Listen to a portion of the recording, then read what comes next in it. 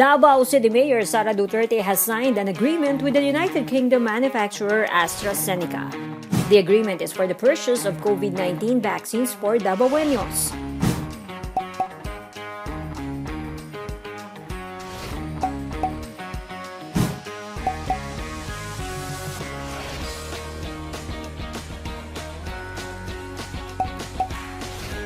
Davao City, however, will not be buying the vaccines directly from AstraZeneca. It will be purchased through the national government under a tripartite agreement. Davao City, she explained, has no budget ceiling for the COVID-19 vaccines. The immunization program targets 1.2 million Davaoenos.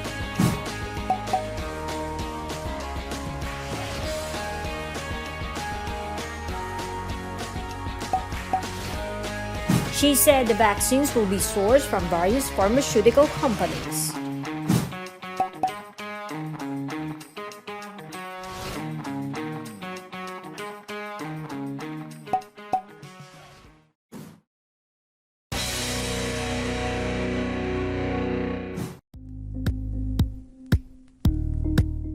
Thank you for watching Politico TV. Please like and subscribe to our channel for more videos.